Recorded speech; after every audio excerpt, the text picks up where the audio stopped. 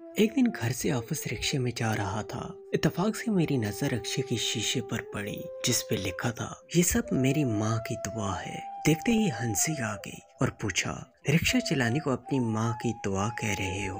رکشے والے نے مسکراتے ہوئے جواب دیا، صاحب میرا تعلق مظفر گڑھ سے ہے، والد کا حادثے میں انتقال ہو گیا تو سکے تایا نے مکان جائیداد پر قبضہ کر کے والدہ اور ہم 6 بہن بھائیوں کو گھر سے نکال دیا۔ ماں ہمیں اپنے بھائی کے پاس لے کر کراچی آ گئی۔ چند دن بعد بیگم کے کہنے پر ماموں نے بھی معذرت کر لی تو ساتھ والے محلے میں بیٹھک کرائے پر لے کر والدہ نے لوگوں کے گھروں میں کام کرنا اور رات گئے تک سلائی مشین پر محلے والوں کے کپڑے سینا شروع کر دیے۔ تعلیم کا تو سوچ بھی نہیں سکتے تھے، اس لیے چھوٹی عمر سے سبزی منڈی جانا شروع کر دیا۔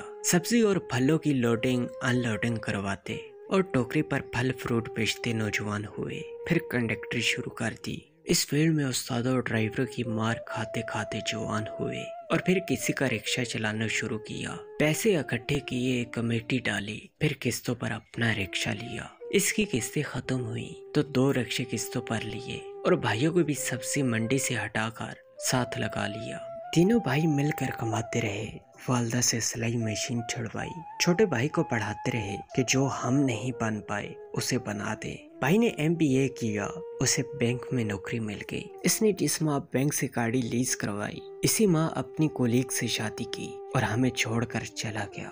اب کبھی کبھار آتا ہے، ہم 3 بھائی رکشہ چلاتے ہیں، دونوں بہنوں کی شادیاں کر دی ہیں، میرے 3 رکشے مزید ہیں جو کرائے پر دے رکھے ہیں۔ سرجانی ٹاؤن میں گزشتہ برس اپنا چھوٹا سا گھر بنایا ہے، والدہ نے اپنی پسند سے میری شادی کر دی ہے، ہم سب اکٹھے رہتے ہیں۔ اب ہم تینوں بھائیوں نے ایک پلاٹ تاڑ رکھا ہے، اسے خرید کر اس پر ایک اور گھر بنا کر اگلے 2 سالوں تک دوسرے بھائی کی شادی کرنے کا سوچ رکھا ہے۔ چونکہ والدہ ساتھ رہتی ہیں اور ان کی دعائیں ساتھ ہیں تو امید ہے کہ اگلے 2 سالوں میں چھوٹے بھائی کا گھر اور اس کی شادی دونوں ہو جائیں گی۔ یہ سب ماں کی دعا نہ سمجھوں تو کیا ہے۔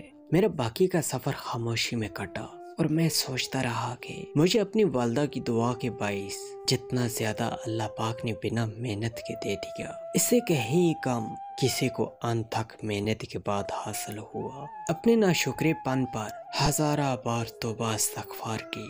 آپ سے بھی گزارش ہے کہ کسی کی حیثیت کا مذاق مت اڑائیں، کیا پتا اسے اس مقام تک پہنچنے کے لیے بھی اپنی ہڈیاں گال دی ہوں، اپنی ہڈیاں گال دی ہوں۔